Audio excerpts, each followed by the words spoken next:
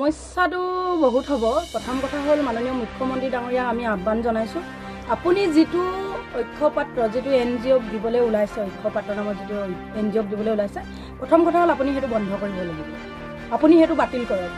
আমি শুনিবলৈ পাইছোঁ যে নলবাৰী, আপুনি নিজেই কৈছে নলবাৰীত আৰু নলবাৰীত যোৱাকালি গৈ আপুনি কৈছে যে আৰু বাকী জিলা কেইখনত দিলে ভাল হ'ব। গতিকে আপুনি এতিয়া ইয়াৰ পৰাই আপোনাক সকীয়াই দিছোঁ, আপুনি বন্ধ কৰক। প্ৰথম কথা হ'ল আপোনাৰ মুখ্যমন্ত্ৰী পদটো আপুনি NGO দিব পাৰিবনে? আপোনাৰ মুখ্যমন্ত্ৰী পদটো আপুনি NGO দিব পাৰিবনে নাই? যদি আপুনি পাৰে আমাৰ ৰান্ধন কৰ্মীসকলৰ যিটো আপুনি ভাত ৰন্ধা কামটো বহিৰাগত NGO দিবলৈ ওলাইছে, আপুনি দিয়ক, আমাক ক'বলগীয়া নাই, কিন্তু আপোনাৰো চিটটো আপুনি বহিৰাগতক দি লওক। দ্বিতীয়তে হৈছে আমি এতিয়ালৈকে 22 বাৰ শিক্ষামন্ত্ৰী মহোদয়ক আমি লগ কৰিছিলোঁ, 22 বাৰ। প্ৰতিটো আলোচনাতে কৈছিলে যে আমি যেতিয়া সুধো কোনো কাৰণতে NGO নাহে বুলি কৈছিলে। আৰু মুখ্যমন্ত্ৰী মহোদয় হয়তো পাহৰি গৈছে, যেতিয়া আপোনাৰ 4 বছৰৰ আগত 5 বছৰৰ আগত তেখেতে যেতিয়া শিক্ষামন্ত্ৰী পদটো পাইছিলে, যেতিয়া সিদ্ধাৰ্থ আছিলে তেখেতৰ ঘৰ আমি ঘেৰা কৰিছিলোঁ, আপুনি হয়তো তেতিয়া আমাক কি কৈছিলে, কোনো কাৰণতে NGO দিয়া নহ'ব বুলি আপুনি আমাক কৈছিলে। আপুনি কিয় কথাষাৰ পাহৰি গ'ল মহোদয়? আপোনাক আমি হাতজোৰ কৰি অনুৰোধ কৰিছোঁ, কোনো কাৰণতে আপুনি বহিৰাগত NGO দিব নোৱাৰিব। আৰু যদি দিয়ে, ৰন্ধন কৰ্মী মূলা গাভৰুৰ তেজ আপুনি দেখিবলৈ পাব। আমি কোনো কাৰণতে ভয় নকৰোঁ, আমি মূলা গাভৰু হৈ ওলাই আহিম। ৰন্ধন কৰ্মী প্ৰথম আমাৰ কাৰ্যসূচী হ'ব, আমাৰ ৰন্ধন কৰ্মী আজি আমাৰ আলোচনা হৈছে BTRত, প্ৰেচিডেণ্ট ছেক্ৰেটাৰীৰ লগত আমাৰ মিটিং হৈছে, আলোচনা হৈছে। প্ৰথম কাৰ্যসূচী হ'ব ৰেলপথ বন্ধ।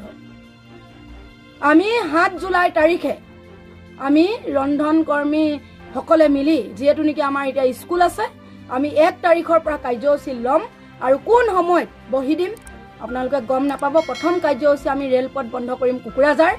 দ্বিতীয়তে আমাৰ ৰেলপথ বন্ধ হ'ব খানাপাৰাৰ পৰা।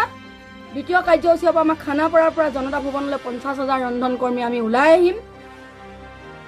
আমি এতিয়া ভয় নকৰোঁ, পুলিচৰ ৰঙা চকু আমি ভয় নকৰোঁ, আপোনাকো আমি ভয় নকৰোঁ। আপোনাক আমি ভাল পাইছিলোঁ, আমি আপোনাক সন্মান কৰিছিলোঁ, আমি মিঠাই খাই আপোনাক ধন্যবাদ জনাইছিলোঁ। আপুনি যিয়ে নেকি প্ৰথমবাৰৰ কাৰণে মুখ্যমন্ত্ৰী ডাঙৰীয়া আমি প্ৰথমবাৰৰ কাৰণে পাইছোঁ ৰন্ধন কৰ্মীসকলৰ হৈ বাজেটত উত্থাপন কৰিছিলে। আমি ভাল পাইছিলোঁ, আমি মিঠাই খাই ধন্যবাদ দিছিলোঁ, নাচি বাগি ধন্যবাদ দিছিলোঁ। আপুনি আজি সেই দুখখিনি আমাক কিয় দিলে? আমি কোনো কাৰণতে মানি নলওঁ, কোনো কাৰণতে NGO বহা নহ'ব আৰু বহিৰাগত NGOক ইয়াৰ পৰা সকীয়াই দিছোঁ।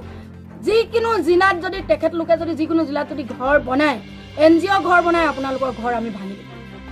আমি ৰন্ধন কৰ্মী 1 লাখ ৰন্ধন কৰ্মীয়ে আপোনালোকৰ ঘৰ ভাঙি দিম। ইয়াৰ পৰা আমি সকীয়াই দিছোঁ। তেওঁলোকে কৈছে, মুখ্যমন্ত্ৰী ডাঙৰীয়া যোৱাকালি যিটো পৰহি 6 আৰু 7 তাৰিখে যিটো লাইভত আমি দেখিবলৈ পালোঁ, যোৱাকালি আমি নলবাৰীতো দেখিবলৈ পালোঁ, নলবাৰী, যোৰহাট, আপোনাৰ মাজুলী হ'ব বুলি কৈছে, লখিমপুৰত হ'ব বুলি কৈছে, ডিব্ৰুগড়ত হ'ব বুলি কৈছে, তেজপুৰত হ'ব বুলি কৈছে, গহপুৰতো আৰম্ভ হ'ব বুলি কৈছে, তাৰপিছত গোটেইকেইখন জিলাতে হ'ব। আমি ৰন্ধন কৰ্মীসকলে কোনো কাৰণতে মানি নলওঁ। আমাৰ ল'ৰা ছোৱালী কণ এয়া আজি 2005 চনৰ পৰা এই ৰন্ধন কৰ্মী শিৱসাগৰ জিলাত ভাত বনাই আছে। ল'ৰা ছোৱালীক বহুত সুন্দৰ কৰি ভাত পানী দিছে, ধুনীয়াকৈ খাইছে। গতিকে আইসকলৰ মুখৰ পৰা, আইসকলৰ পেটৰ পৰা আপুনি কিয় কাহিনী NGOক দিব লৈছে? আপুনি আমাৰ লগত কিয় মুখ্যমন্ত্ৰী ডাঙৰীয়া এবাৰ আলোচনা কিয় নকৰিলে? আপোনাৰ চিটটো, আপোনাৰ মুখ্যমন্ত্ৰী পদটো বেলেগক দিব পাৰিবনে? বহিৰাগত NGOক দিব পাৰিবনে?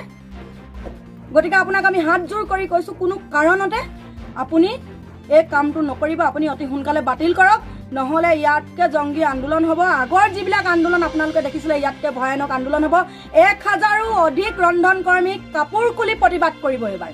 সেইটো আলোচনা আজি হৈছে আৰু তাৰ জগৰীয়া কিন্তু আপুনি হ'ব। হয় বাইদেউসকল, শেহতীয়াকৈ অসম চৰকাৰে ৰাজ্যৰ নিম্ন প্ৰাথমিক আৰু উচ্চ প্ৰাথমিক বিদ্যালয়ৰ মধ্যাহ্ন ভোজনৰ দায়িত্বক লৈ যি বৃহৎ ঘোষণা কৰিছে, অৰ্থাৎ NGOক ঘটাবলৈ চেষ্টা কৰিছে, এই সিদ্ধান্তৰ বিৰুদ্ধে ৰাজ্যৰ মধ্যাহ্ন ভোজনৰ ৰন্ধনকৰ্মী সহায়িকা ইউনিয়ন গৰজি উঠিছে। কিয়নো তেখেতসকলে জনাইছে যে মুখ্যমন্ত্ৰী ডাঙৰীয়াই তেওঁৰ চকীখন এৰি দিব নেকি? যদি এৰি নিদিয়ে, তেন্তে ৰাজ্যৰ মধ্যাহ্ন ভোজনত ৰন্ধনকৰ্মী সহায়িকাসকলৰ চাকৰিটো কেনেকৈ অসম চৰকাৰে কৰ্তন কৰিব?